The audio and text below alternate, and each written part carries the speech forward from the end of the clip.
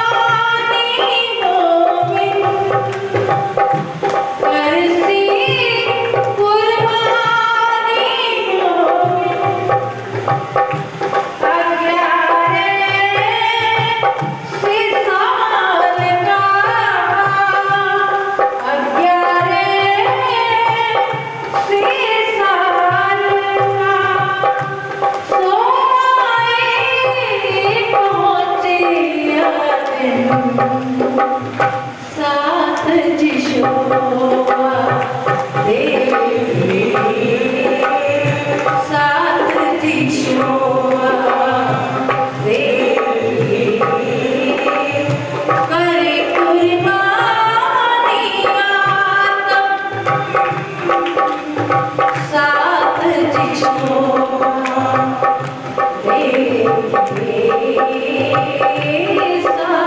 जी शोभा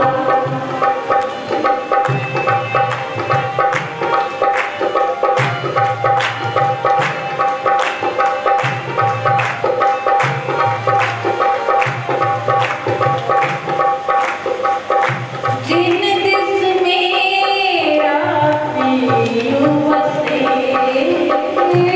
जिन this मेरा पियो बसे तिन दिस पर ओ कुर्बान तिन दिस पर ओ कुर्बान राम राम नख शेख लो राम राम नख शेख लो वार डरो जीव सो प्राण साथ जी शोभा साथ जी शोभा करे कुर्बानी आतम साथ जी शोभा साथ जी शोभा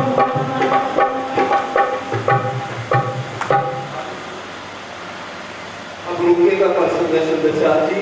यों करते संध्या समय उठ आए अपने घर। इस तरह से लालदास जी ने तैयार किया तो सिर्फ 12 मोमिन तैयार हुए और आपस में सारा मशवरा करके संध्या के समय आकर के अपने डेरे में आते हैं 12 जने। फिर रात को मिलके बैठे मस्जिद पक्की पर।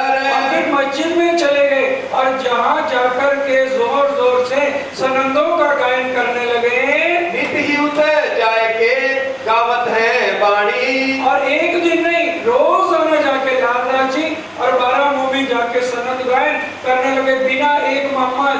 अब कहाँ है मोहम्मद? ये सारी आपको सनद के अंदर वाणी मिल जाएगी। अब कहाँ है मोहम्मद और मोहम्मद की सिफत क्या है?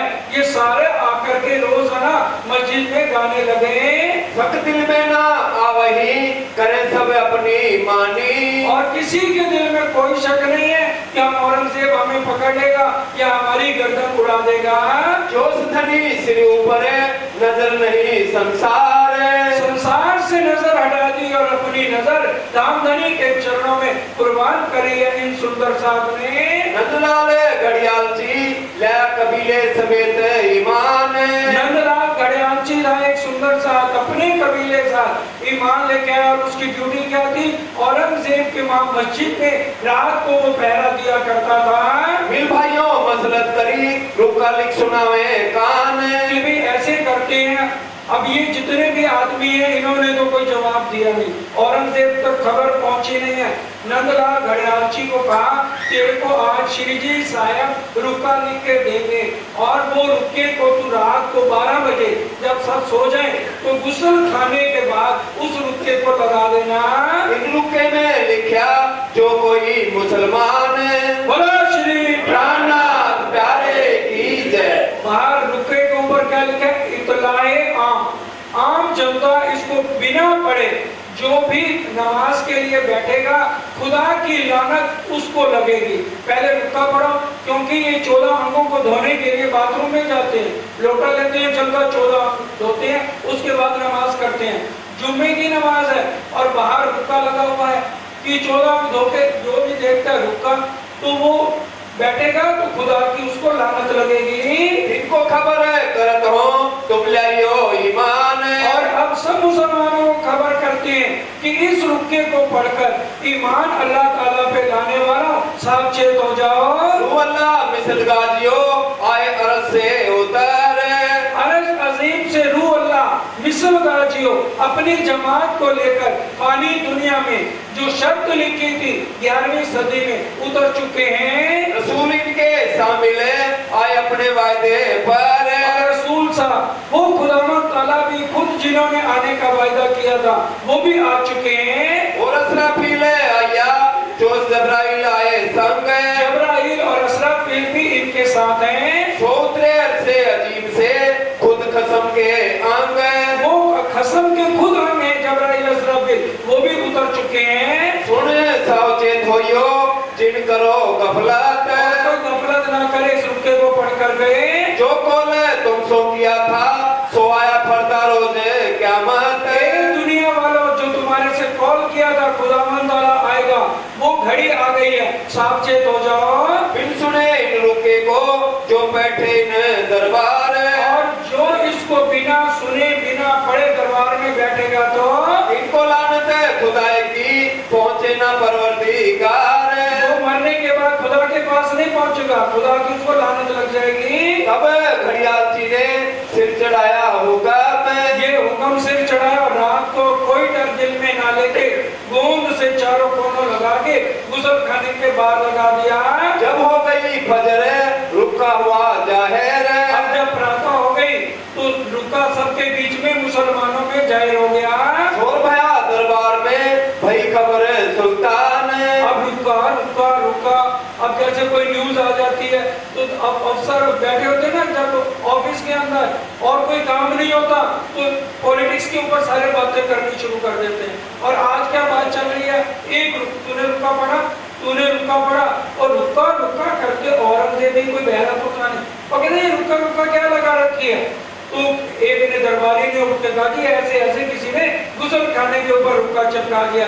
तो उन्होंने कहा जाओ बड़े ध्यान से उसको उतार के ले आओ। और जब उतार के लाया गया तो औरंगजेब ने क्या कही, खिदमत शेख सलेमान की रुका पहुंचावत जब। अरे शेख सलेमान को धक्का देके निकाला बाहर, तू मेरा पिए किस लिए है, तेरे को किस लिए रखा हुआ था। ये साफ जाहिर है इमाम नबी आ चुके हैं, इस रुके के अंदर लिखा हुआ है। और वो पहले तेरे घर पे धक्के खाए होंगे, उन्होंने उनके आदमियों ने पक्की बात है धक्के खाए होंगे तुम्हारे लोगों के घर में, लेकिन तुम लोगों ने उनकी सुनवाई नहीं करी। तब उनकी नौबत आई है कि वो ये रुका यहाँ पे चिपकाया गया, आज से तेरे को नौकरी से निकाला। और उनका गुरु था शेख निजाम, उसके बेटे अब्दुल्ला को बुलाया और ढंडोरी पिटवा दी, जिसने गुसल खाने के ऊपर रुका चिपकाया है और वो फरियादी है। कल हम जुमे की नमाज में जाएंगे और वो हमें फरियादी आकर के वो अपनी रिपोर्ट लिख के दे, तो हम उसके साथ बैठ के बात करना चाहते हैं। औरंगजेब ने कहा, लेकिन जब वो घर गया अब्दुल्ला, शेख निजाम उसका कहने लगा, पिता बात सुन बेटे, अगर तूने ये ढंढोरा इसी तरह से पिटवा दिया तो तेरे अब्बा जान की गर्दन उड़ा देगा बादशाह। वो कहता फिर बताओ मैं क्या करूं। तू ये ढंढोरी, जिस किसी को भी दिल्ली के अंदर कोई भी समस्या है वो आके कल राजा को मिल सकता है, अपनी चिट्ठी दे सकता है। अब उल्टा ढंढोरा हो गया, अब सारी दिल्ली उठ के आ गई, किसी को सीमेंट नहीं मिल रहा, किसी को पानी की तंगी है, किसी को कुछ है, किसी को कुछ है, घर की समस्याएं अनेक की है। तो रुका देने के लिए सारी जनता आ रही है। अब राजा खड़ा है वहां पर कि भी अगर फरियादी हो कि 2 हो 4 हो 5 हो, ये सारी दिल्ली उठ के आ गई है। और शेख अब्दुल्ला खड़ा है, वो सबके रुके लेता जा रहा है। और जब निर्मल दास और लालदास जी गए, कहता ये रुका तो मैंने लेना ही नहीं है, नहीं तो मेरे अब्बा जान की गर्दन को उड़ा लिया जाएगा। रुका लिया, फाड़ के जेब में रख लिया। ये रुका फाड़ के ले जा रहा बीच जेब, रुका फाड़ के जेब में रख लिया। ये तो बात है मोमिन की, करनी है मोए गैब। ये मोमिनों की बात बादशाह को मैंने नहीं पहुंचानी है। बहुत पुकारे मोमिने कोई न सुने कान, बहुत पुकारा रे शेख अब्दुल्ला, डर, अपनी मौत का फिक्र कर। तेरे को पता है शेख सलेमान को औरंगजेब ने किस लिए निकाल दिया। ये जो बादशाह खड़ा है वास्ते हमारे खड़ा है, गुस्सा हम वास्ते किया ऊपर सलेमान के ऊपर गुस्सा सिर्फ हम लोगों के लिए करा था। दिल मोहरे वो आंख ऊपर है क्यों अकल आवे ताए। कुरान के अंदर लिखा है जब इमाम मेहदी आएंगे तो आंखों पे और कानों के ऊपर मोहर लग जाएगी, कोई भी अल्लाह ताला की बात को काफर लोग सुन नहीं पाएंगे। और अब काफर लोग कौन है, ये मुसलमान काफर बने हुए हैं। एक तो ये तीर लगे चले घोड़े पीछे घसीट।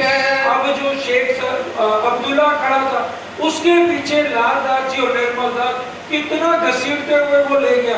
बताओ कितने निशान उनके शरीर पर पड़ गए होंगे सुंदर साहब। अब लेकिन उसने पुकार नहीं सुनी और घोड़े को राजा ने भी आगे दौड़ा दिया। ये खबर श्री राज को लिख के भेजी ऊत। अब ये श्री जी को जो है खबर लिख के मोहम्मद ने लिख कर भेजी, ऐसे ऐसे बात हमारे साथ बीती है। पर हम इते क्या करें, पोहरा बड़ा दज्जाल है। अब हम भी क्या करें, यह दज्जाल का बहुत सख्त फेरा है। जिन भांत हम गए सब लिख भेजी बीतक। सारी बात को श्री जी को लिख के कांजी भाई ने संदेशा दिया है। पर हम इनको ना छोड़े, तुम सिर पर खड़े हो हक। महाराज जी लिखते हैं, आप फिक्र ना करो, आप हमारे सिर पे हो। अब जैसे भी हो, अब हम भेष बदलेंगे ही बदलेंगे। एक लड़ाई हमारी अब देखियो श्री राज। श्री राज अब हमारी लड़ाई देखो। हम संदेशा किस तरह औरंगजेब साहब कुमार भाई के पास भेजते हैं। ये पाती लिख के श्री भाई कांजी के साथ। उन्होंने ये चिट्ठी लिख के कांजी भाई को भेजा। तब श्री राज पाती लिख के भेजा तुरंत जवाब। श्री जी ने उसी समय कहा, अगले काम शैतान के ठंडे आंख से हो, आप जल्दी मत करो, मेरा आने का इंतजार करो। मौसम मिलाप करके तुम की जो ये काम है, मेरे से मिले बिना आप कोई काम जल्दबाजी में मत करो। क्यों करते दूसरे दिन आए पहुंचे श्री राज। दूसरे दिन श्री राज वहां जाकर पहुंचते हैं, मोहनों से मिलते हैं। चांदनी चौक की हवेली छतरी के घरे काज। चांदनी चौक में एक छतरी की हवेली ली थी, उसमें बैठ के प्रयाण होने लगा। अब तुम्हें क्या करना, पहुंचाने पैगाम। पूछते हैं, मोहनों बोलो, अब तुम्हें क्या पैगाम करने के लिए कौन सा कदम उठाना है। साथियों जवाब दिया जोश में, हम टूक टूक हो में इन काम। हमारे शरीर के टुकड़े टुकड़े हो जाए, लेकिन हम सब कुमार भाई औरंगजेब को संदेश भेज के रहेंगे। जो डरे इन बात से सो एक तरफ हो जाए। जो डरे वो एक तरफ हो जाए। तो 35 में सिर्फ 12 जने रह गए। हम तो अपने वजूद को करें कुर्बानों पर इस्लाम है। हम इस्लाम निजानंद के ऊपर हमने अपना जो है सिर्फ कुर्बान कर दिया है। जो सिनों का देख के श्री राज भय खुशहाल है। बड़े खुश होते हैं, शाबाश मोहनो, डरने की बात नहीं है। मत सोचना तुम जा रहे हो, ये समझो कि मैं तुम्हारे सिर पे खड़ा हूँ, एक पाए मेरी आत्मा हमेशा तुम्हारे साथ है। बातें करें जोश में, एक पे एक है सरस। एक से एक पढ़कर मोहम्मद खूब जोर से बोल रहे हैं। रसोई करे श्री राज को आरोगाए ईत। 12 जनों ने अपने हाथ से रसोई बनाई इस टाइम, क्योंकि सब सुंदर साथे 12 जनों ने क्या सोचा, हे धाम के धनी, आज हम भोजन बनाएंगे और आप हमारे से खाओ और हमें प्रसाद दो। पता नहीं हम जिंदा वापस आएंगे या नहीं आएंगे, फिर परम धाम में मिलेंगे। तो अपने हाथ से 12 मोहनों ने, सुंदर साथ जी कह देना बड़ा आसान है, ये कुर्बानी किस तरह से हुई एक एक सखी के लिए।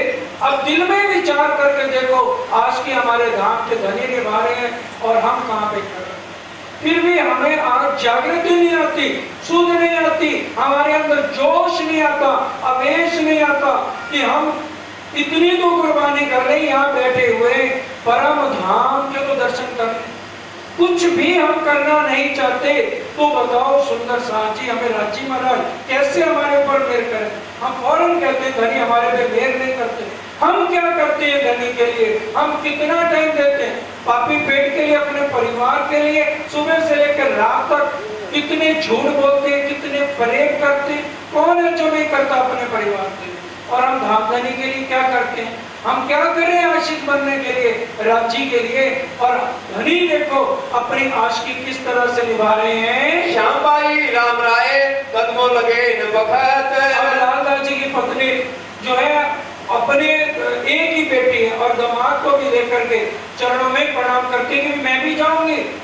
तो श्री जी ने कहा औरतों का क्या काम, कहती मुझे कोई डर नहीं है, मेरी गर्दन उड़ाते उड़ा रहे, ये 12 मोमिन जाएंगे, इनके कपड़े कौन धोएगा, छोटा मोटा सामान बाजार से लाना वो कौन लेके आएगा, मैं साथ में जाऊंगी।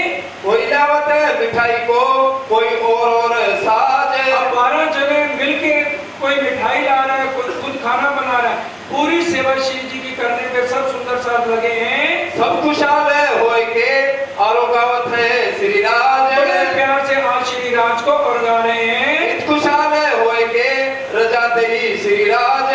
श्री राज उनको रजा देते हैं, जाओ हमेशा मैं तुम्हारे सिर पर खड़ा हूँ। चाहे पधारो एकांत, अब देखो हमारा काज। लालदास जी ने कहा श्री जी मेरी आपसे एक बेनती है, आप एकांत में चले जाओ कामा पहाड़ी पे, और इसकी खबर किसी को भी नहीं पता चलनी चाहिए, क्योंकि हमारे में भी 12 मोमिन है। अगर किसी के मुख से ये निकल गया आप यहाँ पर हो तो वो ठीक बात नहीं है। आप अकेले जाके एकांत में कामा पहाड़ी पे चले जाओ। बोलो श्री प्राणनाथ। सुंदर साथ जी औरंगजेब से भेंट कर लोगी, रूबरू आपस में बातें होंगी, वो कल, क्योंकि अभी चितवनी भी करनी है और महाराजा छत्रसाल के साथ आज तो राखी का दिन है, तो वैसे तो हमारा प्रसंग अभी बहुत पीछे है, तो वो जब दिन आएगा तो वो भी करेंगे। मंदिर की तरफ से 5 नारियल नीचे तोड़े जाएंगे और उसके बाद जो है वो चौपैया पढ़ी जाएंगी, उसके बाद फिर चर्चनी आपको समझा दी जाएगी और चितवनी ठीक 9 बजे से ज़्यादा आगे हम समय नहीं लेंगे। अब जो चौपैया है, महाराजा छत्रसाल का मिलन किस तरह से श्री जी से होता है। सूरत के अंदर कितने साल पहले श्री जी ने सपने में छत्रसाल जी को अपनी मोहर दी थी, आगे आप बताइए। कितने साल पहले श्री जी ने सपने में छत्रसाल जी को अपनी छाप का रुपया दिया था, जिससे पूछा जाए। हाँ जी बताइए। ये तो गलत बात है ना सुंदर साहब जी, अब इतना ध्यान से सारे आप सुनते भी हैं। हाँ जी आप बताएंगे। 12 साल पहले 1728 में सूरत के अंदर श्री जी जैसे पहुंचे थे और 17 महीने रहे थे सूरत के अंदर, उसी समय सपने में महाराजा छत्रसाल को दर्शन दे के कहा था, ठीक 12 साल बाद में तुम्हारे घर आ। विजया विनम्र बुद्ध निष्कलंक अवतार की अपनी छाप का रुपया दिया था, जैसे बच्चे उसमें छेद करके गले में डाल लेते हैं, उसी टाइम से 12 साल से महाराजा छत्रसाल जी ने वो छाप का रुपया अपने गले में डाला हुआ था। देवकरण जी रामनगर में आकर के मिलते हैं, तब उन्होंने कहा, हे देवकरण आप कैसे घर से आ गए। कहते मैं नाराज होकर आ गया था, चाचा से लड़ाई हो गई थी। कहते लड़ाई नहीं हुई थी, तुम हमारे पैगंबर बन के आए हो और अब हमारी तरफ से जाओ, अपने चाचा को खबर दो कि हम उनको मिलने के लिए आ रहे हैं। कैसी खबर है महाराज को आप पहुंचे आए ईत। बोलो श्री प्राणनाथ प्यारे की। श्री जी साया 5000 सुंदर साथ को लेकर के किलकिला नदी के ऊपर पहुंचते हैं पद्मावतीपुरी के अंदर। जी महाराज ने कोई बने ना आवन तीर्थ। और जैसे अब यहाँ पर आए, देखते ही परम धाम की बात याद आ गई कि परम धाम में नीले पीले मंदिर में झंडे लगाने की चित तो एक मिली थी कि पन्ना जी में और झंडे की चित लाए कि यहाँ पर ही अपना झंडा लगाना है। और झंडा कौन सा लगाया? झंडा गाड़िया प्रेम का। प्रेम इस प्रमाण में नहीं था सुंदर सा। आज तक सुख व्यास कहे भागवत में प्रेम न त्रैगुण प्रेम बसत जो खेले स्वरूप ब्रिजराज। तो प्रेम आकर के किसने सिखाया? ब्रह्म मुनियों ने इस जागनी के प्रमाण में। पहले ब्रिजराज में लीला करी और इस जागनी के प्रमाण में प्रेम सिखा रहे हैं, सिर्फ मोहम्मद सिखाएंगे। और सारी सृष्टि को अक्षर ब्रह्म की भी बुद्धि बड़ी हो गई। अक्षर इंद्रावती जी ने वाणी में कहा है, वो प्रसंग आप सुन चुके हो कि अक्षर की बुद्धि हमारे साथ रहकर चितवन में वो भी परम धाम जाकर के 9 9 10वीं 88 का वर्णन कर रहा है। क्योंकि ये प्रेम परम धाम की आत्माओं के कारण सारे ब्रह्मांड को मिल रहा है और यह झंडा भी प्रेम का लगाया है। अब छत्रसाल जी को संदेशा भेजा गया कि छत्रसाल जी हम यहाँ पर पद्मावतीपुरी धाम के अंदर आ चुके हैं। 7 स्वरूप को छोड़ के आप छड़े पधारो ईत। छत्रसाल जी जैसे औरंगजेब को पता चला कि वो इमाम मेहंदी महाराजा छत्रसाल के वहां पहुंच चुके हैं, तो 80,000 की फौज लेकर के अफजल खान को वहां भेज दिया गया कि चारों तरफ से आप पन्ना को घेर लो, मूसानिया को घेर लो और किसी भी तरह से छत्रसाल को पकड़ के यहाँ ले। कि कैसे वो वहां पर इमाम मेहंदी को अपने घर में ठहरने के लिए जगह दे रहा है। तो अब छत्रसाल जी ने कहा, अफजल खान की फौज चारों तरफ से फैल चुकी है, इसलिए मैं आने के लिए मजबूर हूँ। मेरी आपसे प्रार्थना है, जितनी महिलाएं हैं या बुजुर्ग लोग लोग हैं उनको आप वहीं पद्मावतीपुरी छोड़ के चढ़े चढ़े यहाँ पर आ जाओ। तो कारक सब सिद्ध हो वही, हम पावे सुख नीत। और मेरे को भी आपका सुख मिल जाएगा और सारे काम पूरे हो जाएंगे। तब चले आप परने से मऊ पहुँचे जाए। तब श्री जी साहब जो चढ़े चढ़े सुंदर साथ थे, उस सुंदर साथ को मऊ लेकर झांसी से हम जाते हैं। तो वहां पर एक प्राणनाथ की कुइया है, वहीं पर पेड़ के नीचे चादर बिछा दी गई। हमारे सतगुरु महाराज सरकार साहब कहते थे, किसी को कितना भी बड़े से बड़ा रोग है, अगर वो प्राणनाथ की कुइया में पानी खींच के लगातार उसमें नहाए, उसी का भोजन करे और लगातार 2 महीने उसी का ही भोजन करे, उसी से नहाए धोए चनामत जितना पानी पीना उसका पिए, तो उसका शरीर का चरम रोग तक भी सारे ठीक हो सकते हैं। लेकिन अफसोस इस बात का कि वहाँ की व्यवस्था किसी ने भी आज तक करी नहीं है। और सुंदर साहब भी जाते हैं, देख के आ जाते हैं, तो वो व्यवस्था आज तक वहाँ की सुचारू रूप से सुंदर साहब जी हो ही नहीं सकी है। तो वहीं पर एक पेड़ के नीचे श्री जी साहब अपना डेरा लगा के बैठ गए और श्री जी साहब को और कोई काम ही नहीं। तो सुंदर साहब ने अपनी चर्चा करने लगे। मऊ में तिदुनी दरवाजे डेरा किया वहाँ है, और मऊ में तिदुनी दरवाजे वहीं पर ही श्री जी ने डेरा किया है। राजा कैसे बदल के दर्शन किया ताहे। अब महाराजा छत्रसाल है, उन्होंने तो बड़ा औरंगजेब के आदमी है, तो अपना पूरा पत्थर वगैरह सारे अंदर हथियार वगैरह तलवार वगैरह रख के ऊपर पोशाक पहन के शिकारी का वेश बना करके दूर से आकर के दर्शन करते हैं। सात सबों के बीच में बैठे थे श्री राज। कौन बैठे थे? आप श्री, क्योंकि पद्मावतीपुरी में पहुंच गए हैं, तो आप देख लेना सुंदर साथ जी, बड़े ध्यान से वाणी को समझिए। 2 चीजें हमें दिखाने के लिए धामधनी परम धाम से लाए, एक साहिबी हक की, दूजा वाहिदत का इशक। ए दिखलाना रूहों को पहले दिल में लिया, पूरे पद्मावतीपुरी तक उनको क्या कहा गया? श्री जी सायब। क्योंकि परम धाम में क्या कहा था? कादर की कुदरत की तुमको नहीं ना, तुम्हें तो अभी तक यही नहीं पता कादर कौन है और कुदरत कौन है। अब तुम खेल में जा रहे हो, तो मैं श्री जी साया बन के तुम्हें अपने स्वरूप की सारी पहचान कराऊंगा। और इश्क की पहचान कराने के लिए पद्मावतीपुरी में श्री राज बने। तो परम धाम के 25 पक्षों की चर्चा और मूल मिलावे की चर्चा चितवनी और चर्चनी के अलावा और कुछ हुआ ही नहीं है 11 साल तक। तभी 5000 में 500 जुलजुलाट, आप बड़े क़यामतनामा पढ़ो, उसमें लिखा 500 जुलजुलाट के लाखों तो तारतम नहीं है, उनमें संख्या नहीं लिखी कितने जो है परम धाम की आत्माएं हैं। लेकिन 5000 के अंदर 500 ब्रह्म सृष्टि और 1500 ईश्वरीय सृष्टि और 3000 जीव सृष्टि कही गई। जीव सृष्टि ने भी कितनी कुर्बानी करी है, घर बार छोड़ के पैसे भी लाखों रुपया सेवा में भी दिया है।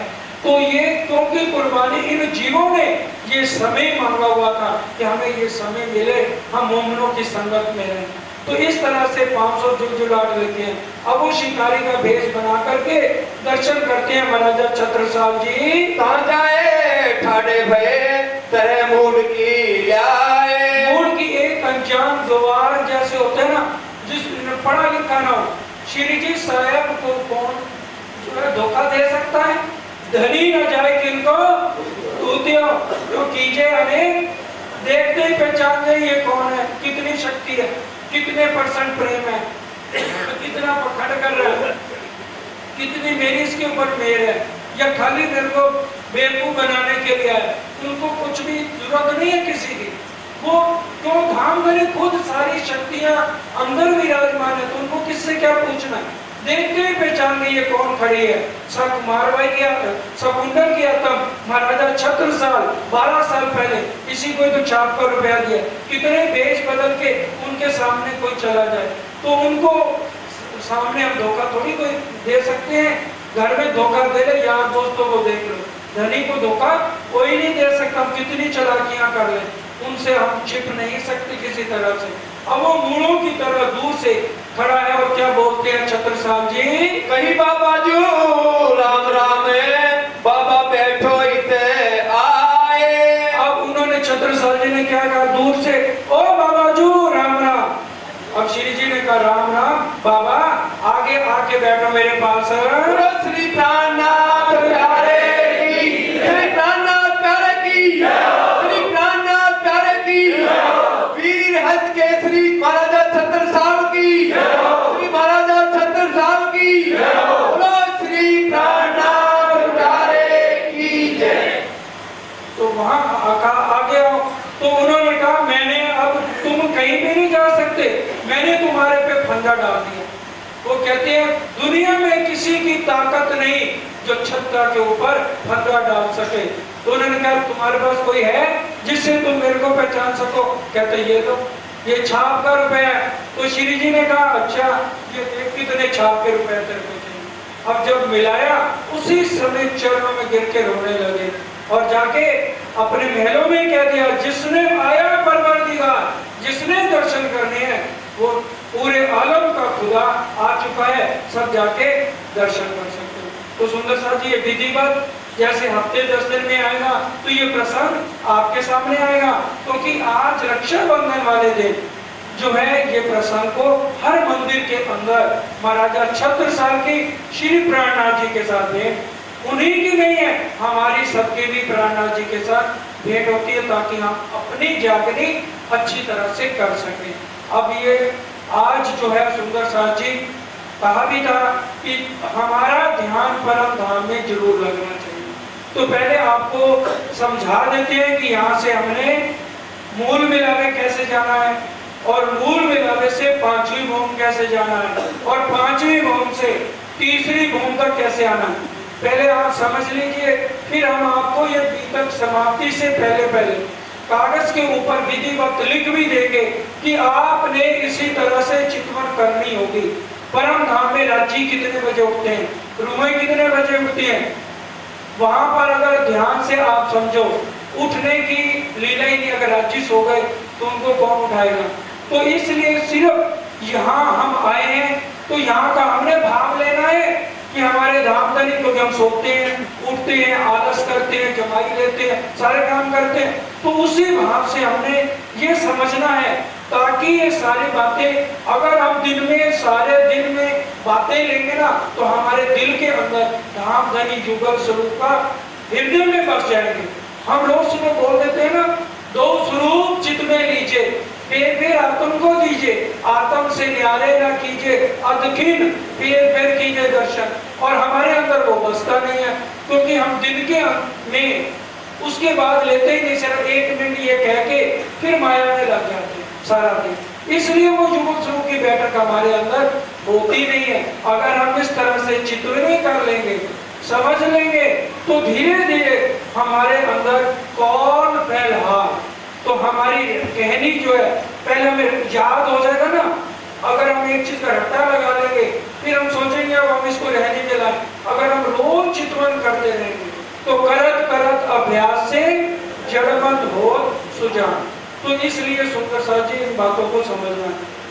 पहले सब मिलके चौपाई दोहरा लीजिए, फिर ये चितवनी का काम चले। जो हुआ हुक्म हक, जो हुआ हुक्म हक, श्री महामती कहे मोमिनो, श्री महामती कहे मोमिनो, सुनियो ए बीतक, सुनियो ए बीतक, अब आगे तुमको कहूँ, अब आगे तुमको कहूँ, जो हुआ हुक्म हक, जो हुआ हुक्म हक, बोलो श्री प्राणनाथ प्यारे की जय, बोलो श्री सतगुरु महाराज की जय। सुंदर साहब जी, हमने हाथी के कदमों पे कदम रखने हैं। आज से 400 साल पहले प्राणनाथ जी सब सुंदर साहब को चितवन कराते थे, आ जाएगा अष्टपहर में। उसके बाद सुंदर साहब को कहा जाता था आप चितवन कराओ। तो इसलिए कोई भी ये ना डरे, ये हमारा सबका परिवार है। शरीर के रिश्तेदार जितने भी हैं शमशान घाट पर जाएंगे। जो हमारा सुंदर साथ है उसके लिए वाणी में क्या लिखा है, कर कबीला पार। तो हम सब सुंदर साथ परम धाम में धाम धनी की अंगनाएं हैं। तो पहले आप समझ लीजिए, नहीं आएगा समझ 10-10 बार समझाएंगे हर एक को, लेकिन यह आपको सबको याद भी हो जानी चाहिए। चितवन याद हो जाएगी तो आप यहाँ बैठकर माइक पे भी उसको सुंदर श्राद्ध के सामने बोल सकते हो, और बोलोगे तो धीरे धीरे आपका ध्यान भी धनी के चरणों में लगना शुरू हो जाएगा। अब पहले थोड़े ध्यान से समझ लीजिए कि हमने चितवन करनी क्यों है। निस दिन ग्रहिए प्रेम सो, हमारे अंदर प्रेम होना चाहिए चितवन करने के लिए। ये नहीं है कि जैसे हम रजोगुण तमोगुण सतोगुण में राज्य की सेवा करते हैं, कभी तो बिना आ गया कभी ना आया, जल्दी से पर्दा हटाया, आरती करी, भोग लगाया और पता ही नहीं किसको भोग लगाया किसको पता नहीं चलेगा। लेकिन चितवन में ऐसा नहीं चलेगा। चितवन अगर हम रोज करते रहेंगे तो राज्य प्रेम के बिना नहीं मिल सकते। सुंदर साधु धनी जी को इशक भावे, बिना इशक कछु ना सुहावे, कोई ना कहे ए जन धनी पाया इशक में। और इशक शब्द बड़े ध्यान से सुनिए, इशक शब्द सबसे पहले मोहम्मद साहब लेके आए थे। उससे पहले आप डिक्शनरियां देख लो, सारे दुनिया के ग्रंथ देख लो, इशक शब्द था ही नहीं। इशक शब्द परम धाम का है। उससे पहले मोहब्बत जिंदाबाद, मोहब्बत मोहब्बत ये शब्द थे। प्रेम शब्द भी ब्रिज रास में जब हम आए तब आया प्रेम शब्द, उसके पहले कोई प्रेम शब्द को भी नहीं जानता था। और बाद में इश्क शब्द मोहम्मद साहब लेकर आए, और हमने धनी और आज तो इश्क इश्क सबके मुंह पर चढ़ा हुआ। सरकार साहब कहते थे कोई भी भजन बनाओ उसके अंदर साहेब आना चाहिए। आप तो सीडी सरकार साहब की देख के आते हो कि नहीं आते हो? रोज मैं 2 बार सीडी देख के ही यहाँ आपके सामने बैठा कि एक एक शब्द उनका हमारे सतगुरु महाराज का हमारे अंदर होना चाहिए। तब हमें कह सकते हैं दिल से कि हम आदि के कदमों पे कदम रख रहे हैं। सबके पास सरकार साहब की सीढ़ियां हैं, किसके पास नहीं है वो ले सकता है, बता दे हमारे पास नहीं है। उन्हीं की कृपा से, उन्हीं की मेहर से आप सब लोग जो कुछ सुनते हो, उनकी मेहर के बिना कुछ भी नहीं है सतगुरु की, ये अपने ध्यान में रख लो। और उन्होंने पहले से ही कहा वाणी मंथन और चितवन आपको करना ही होगा। कह दो नहीं कहा। हम कितने सुंदर साधन जो 1 घंटा रोज वाणी पढ़ते हैं या चितवन करते हैं, तो हम दावा लेते हैं परम धाम का आशिक बनने का। तो राजी महाराज आशिक है, हम तो उनके सामने बिल्कुल जीरो हैं, आज तक रहने में नहीं आए। तो लेकिन अब हमें ये सुधार करना होगा। अंतिम समय चल रहा है, क्योंकि आप पहले भी इस प्रसंग को बहुत बार सुन चुके हैं कि कलियुग की उम्र खत्म हो चुकी है जब ब्रह्म ने इस ब्रह्मांड में आए। तो अब कलियुग की कोई उम्र नहीं है। अब हमें अपने को सुधारना है, अपने आत्म को ऊपर करना है। तो मन को, चंचल मन को डरा लीजिए और अब बड़े ध्यान से सुनिए। अब हमने जब भी चितवन करनी है सुबह के समय, तो एक बात का ध्यान रखिए, सूरज की किरणों के बाद चितवन आपकी लगेगी नहीं। सूरज की किरणें, सूरज जैसे निकलता है तो लई सबको घेर, तो सब समझो खून से नहाते हैं। हमारे सतगुरु कहते थे अगर सूर्य की किरणों के बाद आए तो खून से नहाए। तभी ग्रंथों में क्या लिखे, early to bed early to rise makes a man healthy wealthy and wise. और जब भी आपने चितवन करनी है उसका प्रोसीजर क्या है कि आपके आसपास कोई भी आपका मोबाइल है उसको बंद कर देंगे और अपना ध्यान सतगुरु चरणों में प्रणाम करके, घूमर जी में प्रणाम करने के बाद आप ये देखेंगे कि आपके सतगुरु महाराज ये घूमर जी की शक्ति आपको आशीर्वाद दे रही है और वो आपके आगे आगे चल रही है। और अंगना भाव लेना है। कोई ये जितने भी पुरुष बैठे हैं, कोई ये ना कि मैं जा रहा हूँ, जिसने ये कह दिया मैं जा रहा हूँ, पूरी उम्र मरने तक लगा रहे, उसकी चितवन परम धाम में जा ही नहीं सकती। क्योंकि ग्रंथ कह रहे गीता भक्तिया अनन्या, उस पार ब्रह्म की भक्ति अनन्य प्रेम लक्षणा भक्ति है। अनन्य प्रेम लक्षणा भक्ति में क्या है, हम उनकी पटरानी, हम बेगम, जिस दिन तारता मिल गया निश्चित प्रार्थना। श्यामा जी ने हमको वो सुंदर सा, सारे श्यामा जी के आते हैं। किसी को हमने ये नहीं कहना तू ईश्वरी सृष्टि है, तू जीव सृष्टि है, कभी नहीं कहना हमें। क्या पता वो ब्रह्म सृष्टि और तुम कोरे जीव हो, तुम देखा है वो परम धाम जाके क्या। इसलिए सब सुंदर साथ के साथ प्रेम रखना और प्रेम से वो शक्ति हमें आगे ले जा रही है। हमें नीचे 7 लोगों का कोई मतलब नहीं है चितवन से, हम मृत लोक में बैठे हैं, 6 लोग ऊपर हैं। अगर आप 6 लोग भी नहीं लेना चाहते तो मत लीजिए, सूक्ष्म से सूक्ष्म करिए कि यहाँ से हम बैठे हैं, सतगुरु की शक्ति हमें आगे ले जा रही है, मैं उनके पीछे चल रही हूँ। और वैकुंठ से आगे अष्टावरण, गायत्री, आदि नारायण, मोह तत्व निराकार को पा के, ये आपको रिटर्न में हम सारी चीज एक एक शब्द लिख के दे देंगे। उसके बाद योग माया का ब्रह्मांड शुरू हो गया। योग माया में अक्षय ब्रह्म नहीं रहते, अक्षय ब्रह्म के 4 भागों की खाली लीला चलती है। अव्यकृत ब्रह्म, सबलिक ब्रह्म, केवल ब्रह्म और सत्स्वरूप ब्रह्म। मैं अपने सद्गुरु के साथ इन चारों में से निकल रही हूँ और सबलिक के अंदर 4वीं, 5वीं, 6वीं, 22 अखंड है, उनको देखते हुए केवल ब्रह्म और सत्स्वरूप को देखते हुए आगे चल रही हूँ। मेरे सद्गुरु आगे चल रहे हैं, मैं उनके पीछे चल रही हूँ। आगे परम धाम की शुरुआत जो है, शुरुआत होती है सर्वरस सागर से। सर्वरस सागर आ गया, मैं सद्गुरु के पीछे पीछे हूँ और चलते चलते सीधा चल रही हूँ। मेरा मुख पश्चिम की तरफ है, केल का पुल आ गया, केल मैं सीधा चल रही हूँ सद्गुरु के पीछे पीछे, केल के पुल को पार किया। उसके बाद बाईं तरफ मैं मुड़ गई और बाईं तरफ सद्गुरु आगे जाकर के पाट का घाट आ गया। और जहाँ तक सद्गुरु मेरे साथ रहेंगे उनकी शक्ति रहेगी। और वो हमें क्या सिखा रहे हैं कि हे सखी, यहाँ पर तुम पाट के घाट में स्नान करके, और ये छोटक देड़ियाँ बनी हुई हैं, इनमें आपके पूरा श्रृंगार आभूषणों का और वस्त्रों का है, वो आपने इनको धारण करना है। और जैसे आप इनको धारण करोगे आपके अंदर पूरा इश्क आ जाएगा और इश्क से अमृत बन के बीचों बीच, यहाँ से पाट घाट में स्नान करने के बाद अमृत बन के बीचों बीच रोज सड़क जा रही है, जिसके अगल बगल आम के वृक्ष और फुहारे भी चल रहे हैं, उनके बीच में मैं चल रही हूँ। चांदनी चौक आ गया, ये आपको इसको कहते हैं चर्चनी, जो हम आपको बता रहे हैं। और चितवन जैसे हम बोलते जाएं तो आपने अपनी सुर का आगे आगे अपने सद्गुरु के साथ, सरकार साहब के साथ ले जाए। अब 2 वृक्ष लगे हैं, दाहिनी तरफ चांदनी चौक आ गए, 2 वृक्ष हैं, दाहिनी तरफ लाल रंग का वृक्ष है और बाईं तरफ हरे रंग का वृक्ष है। उनको पार किया और पूर्व दिशा के अंदर लाल रंग की सीढ़ियां, नूर में इतने, प्रकाश में इतने, मैं उनके ऊपर चल रही हूँ। तो 100 सीढ़ियां 20 चांदे मैंने पार की। चौक आ गया, मुख्य द्वार आ गया, मुख्य द्वार को पार किया, दूसरा भी द्वार आ गया, फिर 28 थंब का चौक आ गया, फिर गली आ गई और फिर पहली रसोई की हवेली है।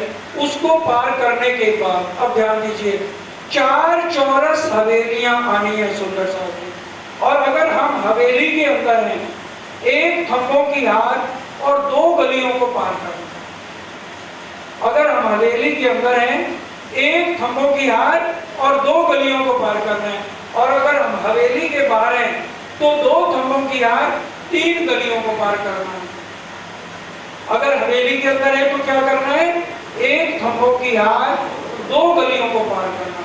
और अगर हवेली के बाहर है तो 2 थंबों की हाथ 3 गलियों को पार करना है।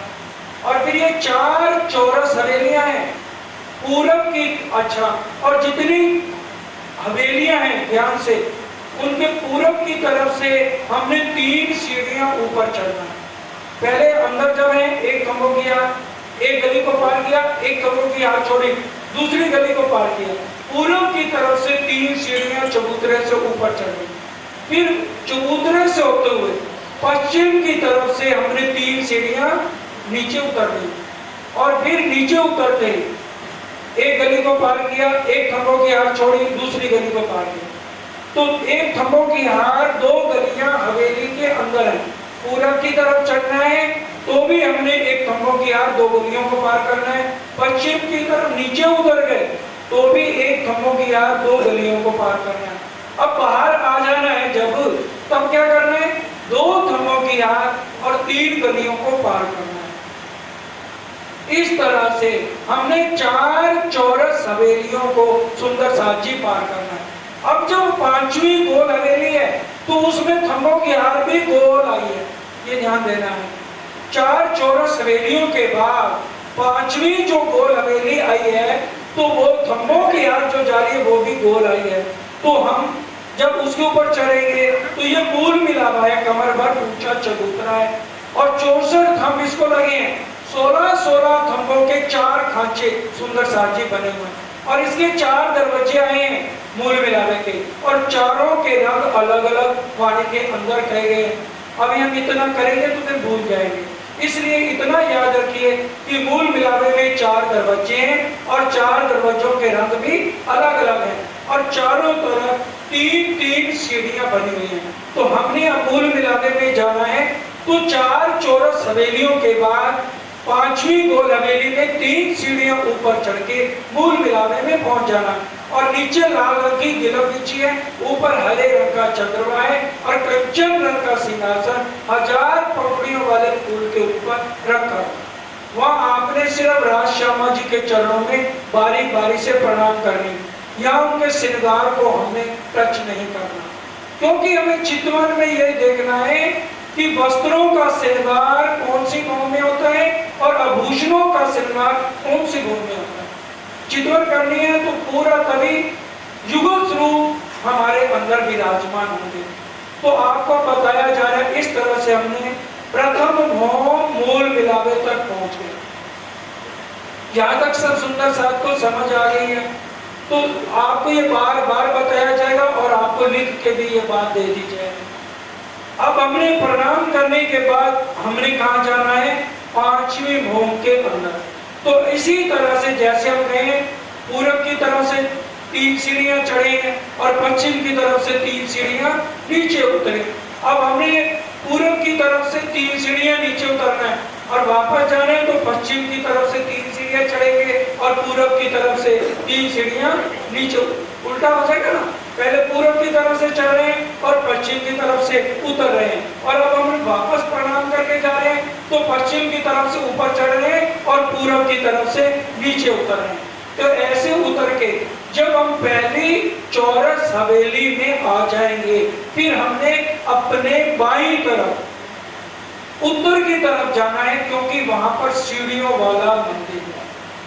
जब वापस मूल मिलावे से आना है तो पहली चौरस हवेली के बाईं तरफ 2 गलियां और 1 थंबों की हार है। तो पहली गली से हमने चल के कौन सी सीढ़ियों वाले मंदिर में सुंदर साची आ जाना है और वहां जाकर के लिफ्ट लगी हुई है, ये लिफ्ट का बटन दबा दीजिए तो वो लिफ्ट आपको कहाँ ले जाएगी, पहली, दूसरी, तीसरी, चौथी, 5वीं भौम, और आप दक्षिण वाले दरवाजे से बाहर आ जाइए। आपका मुख उत्तर वाली दिशा में है। उत्तर वाली दिशा में फिर बाहर निकलते ही 2 थंबों की याद 3 गलियां हैं, तो बीच वाली गली से आपने अपना मुख पश्चिम की तरफ कर लेना और पश्चिम की तरफ जब चलना है तो 36 फिरावे आते हैं, जिसको 9 चौक कहे गए हैं।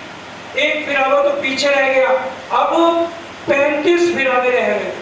4 चौरस 4 गोल हवेलियां आएंगी तो 1 फिरावा होएगा सुंदर साथ जी।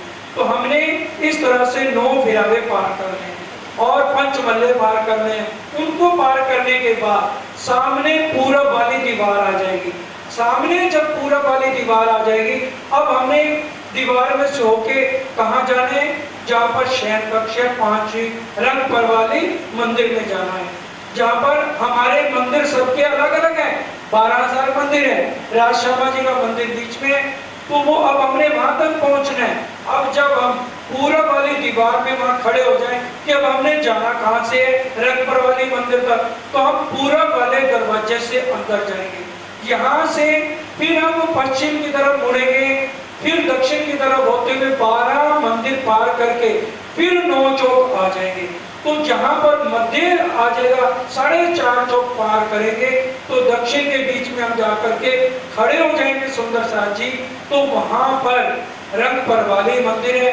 राज्य महाराज दक्षिण की तरफ शीश कमल करते हैं और उत्तर की तरफ उनके चरण कमल होते हैं। तो हमने उत्तर वाले दरवाजे से राज श्यामा जी के चरणों में प्रणाम करना। उत्तर वाले दरवाजे से जब प्रणाम करेंगे तब हमें बोले आवो जी वाला, मारे घेर आवो जी वाला। तो उसके बाद उनके चरणों में प्रणाम करते हुए राज श्यामा जी सिंहासन पर अपने शयन कक्ष से उठ के बैठेंगे और पूर्व की तरफ अपना मुख कर लेंगे। नीचे नूर की चौकी है, उन दोनों के चरण कमल नूर की चौकी पर आ जाएंगे। और हमने फिर राज्य को उनके बाथरूम में ले जाना है पहले, तो उनके बाथरूम में ले जाएंगे। तो वो इधर दक्षिण वाला तरफ जो है उनका बाथरूम बना हुआ है, तो मैं उनको लेकर के उस बाथरूम में ले जाऊंगी और फिर वहां नूर की चौकी पे बैठा करके वो अपना दातुन कुल्ला करने लगेंगे। इतनी देर में मैंने उनके चरण धोके उनका चरनामा खुलेंगे। फिर उसको नूर की चौकी पे वहां से उठा के स्नान करवाना है और स्नान करने के बाद तौलिए से उनके अंग पहुंचवाने हैं। और फिर यहाँ पर उनको केसरिया रंग की इजार, सफेद रंग का जामा, सिंदूरिया रंग की पाग, आसमानी रंग की पिछोरी, ये हमने उनको कराना है। इसके बाद श्यामा जी को उनके अलग बाथरूम में ले जाना और 4-4 सखियां इस तरह से उनको स्नान कराएंगी। और फिर इसके बाद श्यामा जी को सिंदूरिया रंग की साड़ी, श्याम रंग की कंचकी, नीली लहरी को चढ़नी है। अब जैसे श्यामा जी ये वस्त्रों का श्रृंगार करके आ रही हैं, तो उधर से रांची भी आ रहे हैं। तो जो लगा हुआ उनका बेड लगा हुआ है वो ऊपर चला जाएगा और उसकी जगह सिंहासन नीचे आ जाएगा। अब सिंहासन में रांची और श्यामा जी विराजमान है और बाईं तरफ हमेशा श्यामा जी उनकी तरफ है। और यहाँ पर अब इंद्रावती और सुंदरबाई, ये ध्यान रखना है। जैसे मंदिर में हमारा बना हुआ ना, देखिए 4 खाने इसमें बने हैं, बीच में राज श्यामा जी हैं और राज जी के साथ इंद्रावती जी हैं और इधर श्यामा जी के साथ सुंदरबाई हैं। अब वो चंदन पुष्प मालाएं लेकर के यहाँ पर खड़े हैं और हम राज जी के गले में और श्यामा जी के गले में यहाँ चंदन और हार उनके गले में डालेंगे। और यहाँ पर अब हमने बोलना है सुख को निधान जय जय, सुख को निधाना मंगल आरती सुख को निधाना। उसके बाद राज जी, श्यामा जी और हम 12,000 आत्माएं पूर्व वाले दरवाजे से बाहर आएंगे। और फिर यहाँ पर हमने पहले 4.5 चौक जैसे हम आए थे उसको पार करेंगे, फिर 12 मंदिर पार करेंगे, फिर वही पूर्व वाली दीवार आ जाएगी, उसके जो है पंचमल्ला और फिर 9 चौक 36 फिरावे जो आज हवेलियां आनी है उनको पार करके अंतिम पहले चौरस हवेली के पास पहुंच जाएंगे। और फिर वहां से लिफ्ट लगी है तो अंदर जाएंगे। तो फिर हमने 5वीं भौम से 3री भौम आना है, तो लिफ्ट वाला बटन दबाएंगे तो वो हमें लिफ्ट लेके कहाँ जाएगी, 5वीं से 4थी और 4थी से 3री में आ जाएंगे। हम 3री में आकर के फिर 28 स्तंभ के चौक को पार करके फिर वहां आ जाएंगे जो हम बोलते हैं तीजी भौम की जो प्रसाद। तो वहां मेहराब बहुत बड़ी बनी हुई है, राजी श्यामा जी उस मेहराब के आगे खड़े हो जाएंगे। 6000 सखियां इधर श्यामा जी की तरफ है और 6000 सखियां इधर राजी की तरफ है। और चांदनी चौक में नीचे छोटे से छोटे पक्षी हैं, पशु हैं, क्योंकि उनका क्या है, खाना दीदार पीना दीदार। तो रांची महाराज 15 मिनट तक यहाँ अपने नैनों से सबको तृप्त तब तक करते रहेंगे जब तक सबका पेट भर नहीं जाएगा। और यहाँ पर 8 सखियां, क्योंकि उन्होंने यहाँ पर रांची और श्यामा जी को श्रृंगार कराना है आसमानी मंदिर के साथ, वो अपने मंदिरों में चली जाएंगी 8 सखियां और वो फौरन अपना श्रृंगार करके वापस आ जाएंगी। इतनी देर तक बाकी सखियां वही 3री भौम के झरोके पे रहेंगी। और आज श्यामा जी 15 मिनट तक हम रोज बोलते तीजी भौम की जो प्रसाद और बड़े दर बाजे विशाल, धनी आवत है उठे प्रात, वन सींचत अमृत अघा, पशु पक्षी का मुजरा लेवे, सुख नजर सबको देवे, पीछे बैठ करे श्रृंगार, सखियां करावे मनवा। तो श्यामा जी का श्रृंगार कौन सा कहाँ हो गए, आसमानी मंदिर जो वहां पर है तीजी भौम में। ध्यान देना है, नीले पीले मंदिर में हमारे धाम के धनिक विश्राम करते हैं, लेकिन चौपाई में हम बोलते हैं श्रृंगार करे दैलान में, आरोगे और मंदिर इत ही दीदार नूर को, दिन पौड़े पलंग अंदर। वो नीले पीले मंदिर में धाम धनी ने आराम करना है। तो यहाँ पर श्यामा जी को लेकर के 4 सखियां 3 सीढ़ियां नीचे प्रसाद से उतर के 3 सीढ़ियां होते हुए आसमानी मंदिर की तरफ ले जाएंगी और श्यामा जी का मुख पूरब की तरफ और उधर राज्य महाराज का मुख श्यामा जी की तरफ हो जाएगा। और अब हमने पहले राज्य का श्रृंगार करना है। हम उनके चरणों में झांझरी घुंघरी काफी करना पहनाना है। तब कौन सुंदर साहब बनाएगा? झांझरी कहाँ पहनाओगे?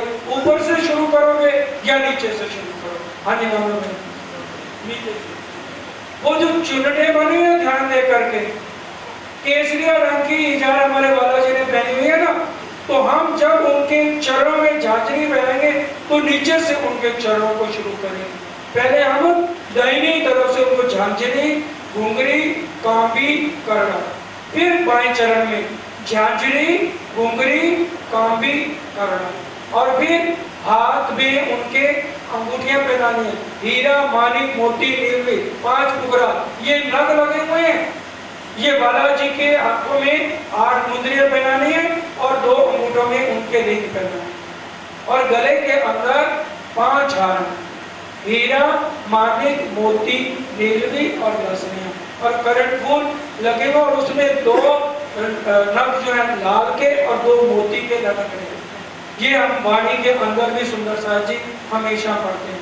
और बेसुर लगा हुआ है लाल रंग का और होठ लाल गुलाल है और बालों के रंग काला है, भौं का रंग काला है। तो ये हमने पूरा ध्यान लेना है। और अब श्यामा जी की तरफ चलिए। अब जो उन्होंने पाग पहनी है उसके ऊपर हमने ऊपर लगाना है। क्या क्या लगाएंगे बोलिए? कलंगी और चंद्रिका पहले लगाएंगे और उसके नीचे दुगदुगी लगाएंगे।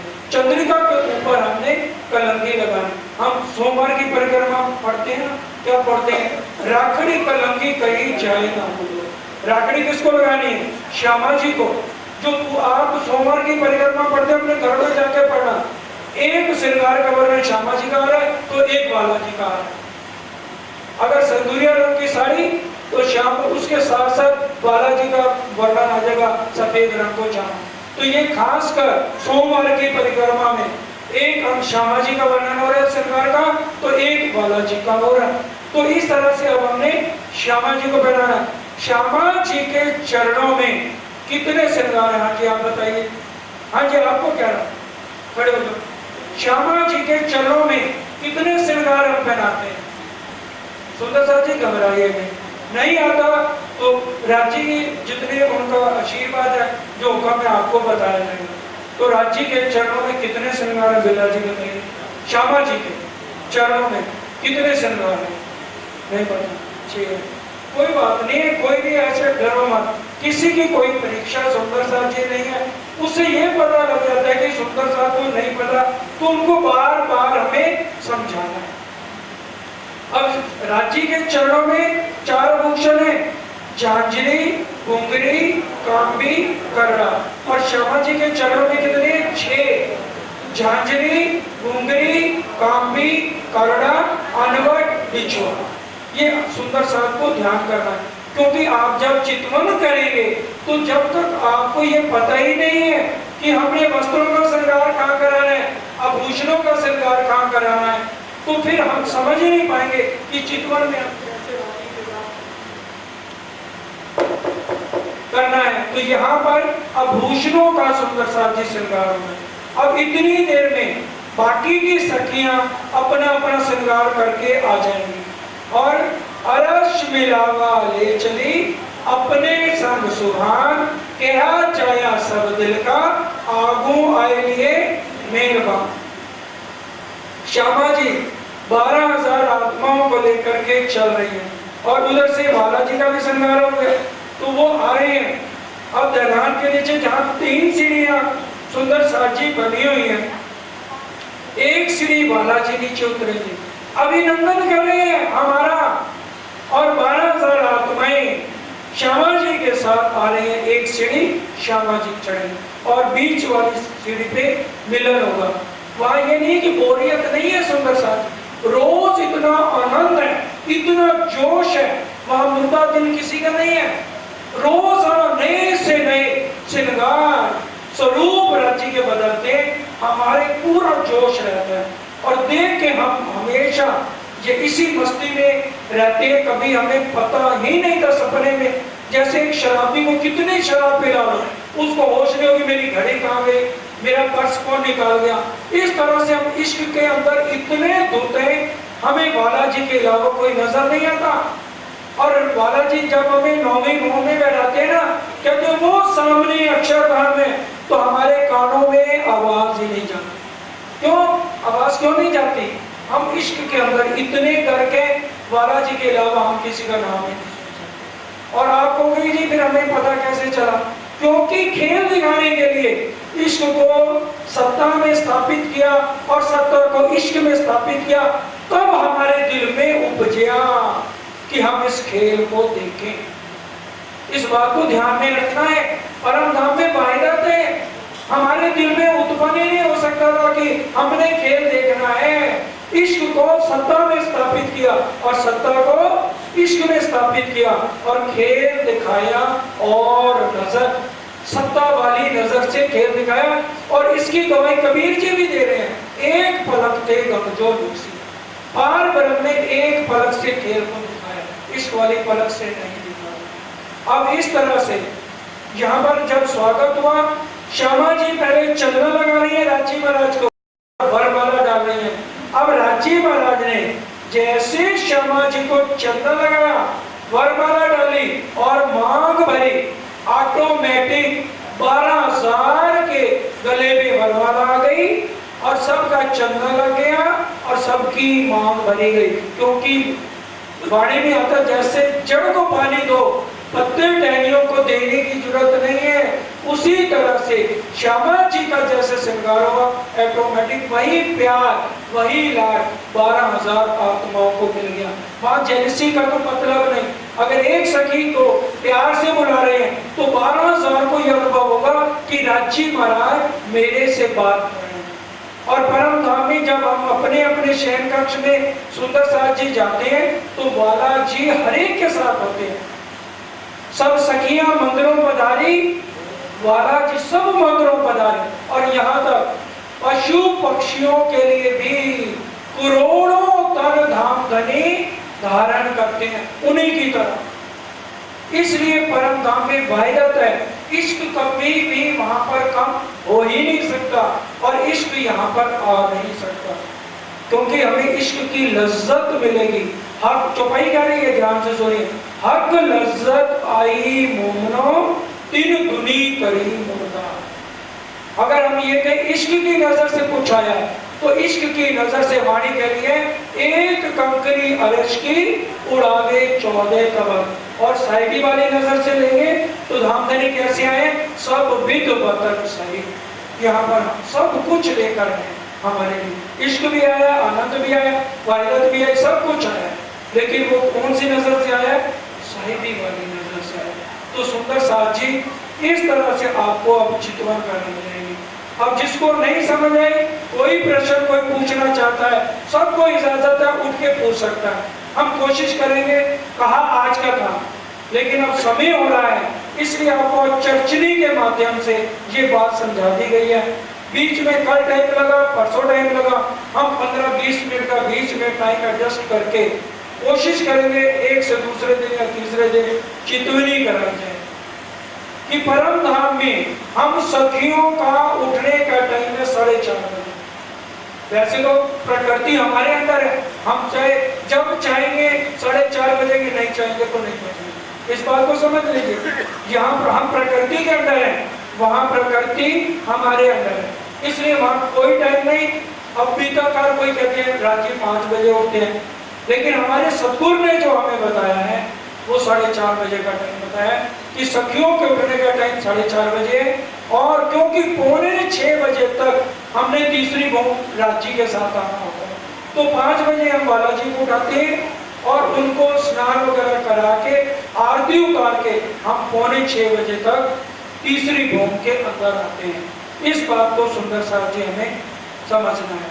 तो अब समय पूरा होता है और अब जैसे ही टाइम लगेगा आपको चितवन कराएगी और कोशिश रहेगी आपको जल्दी से जल्दी ये चितवनी लिख के दे दें और उसको सुंदर साथ ही आप सब लोग याद कर लेना, तो आपका ही फायदा होगा। क्योंकि अष्टपैर की सेवा में कोशिश करें हम रोज 15 मिनट की चितवन आपको कराएं, ताकि यही प्रयास है कि सुंदर साथ कम से कम इन बीतक के दिनों में मूल मिलावे में प्रणाम करें, तो उनको ये महसूस होना शुरू हो जाए कि हमारे मूल मिलावे में धाम धनी के चरणों में प्रणाम हो रही। इतनी दूर दूर से सुंदर साथ आते हैं, उनको ये अनुभव होना चाहिए। क्योंकि ये जब बीतक शुरू होने की, मैं तो भूल गया था, देखो झूठ बोलता नहीं, प्रधान जी ने कहा पद्मावतीपुरी धाम जरूर जाना है मत्था टेकने के लिए। जिस दिन बीतक शुरू होनी थी उसी दिन हम सुबह यहाँ आए हैं, और वहां जाकर हमने यही राज्य को प्रार्थना करी थी, अगर आपने बुलाया है तो सुंदर साथ का ध्यान मूल मिलावे में जरूर पहुंचाओ। तो अब राज्य के चरणों में प्रार्थना वो स्वीकार करें, उनकी मर्जी ना करें, हम उनके साथ जिद तो इस ब्रह्मांड में बैठ के कर ही नहीं सकते, लेकिन हमारा कोशिश अगर हम करेंगे, where there is will there is a way, जहाँ चाहा वहाँ रहा। तो आप कोशिश करिए, 15 दिन है, हम भी ट्राई करेंगे एक से दूसरे दिन या तीसरे दिन, 15 दिन में से 7-8 दिन आपको चितवन के माध्यम से मूल मिलावे तक प्रणाम करनी हम सुंदर सा सीख जाए, और हमें अनुभव हो कि हम राज शर्मा जी के चरणों में प्रणाम कर रहे हैं। और फिर वो आप हर रोज प्रैक्टिकली अपने घर में बराबर करते रहेंगे, तो राज्य जरूर आपके प्रणाम परम धाम में स्वीकार करेंगे। अब समय पूरा होता है। बोलो श्री प्राणनाथ प्यारे की जय, बोलो श्री सदगुरु महाराज जी की जय। प्राणनाथ सुंदर साथ जी श्री कृष्ण प्रणामी मंदिर, हकीकत नगर, दिल्ली, श्री छत्तर साथ जी नवयुग महासभा की तरफ से आज श्री जी के दरबार में भोग आया है। सभी उधर से जो है अपने श्याम जी भाई वहां से भोग भी लेके आए हैं श्री जी के दरबार में, उनकी तरफ से आज भोग भी लगेगा, और सब सुंदर साथ को प्रसाद भी बटेगा, वह नीचे प्रबंध किया गया है। हमारे जो है ट्रस्ट के अध्यक्ष महोदय और गुलशन जी सेठी दोनों उनका फूल माला पहना करके अभिनंदन करेंगे, क्योंकि मिलाप का दिन भी है, इस वजह से जो है और उनको और सबको प्रसाद छत्रसाल लोकसभा की तरफ से प्रसाद नीचे भी सबको मिलेगा। इसके बाद ही सभी सुंदर साथ मिल करके अर्जी बोलेंगे, भोग लग चुका है।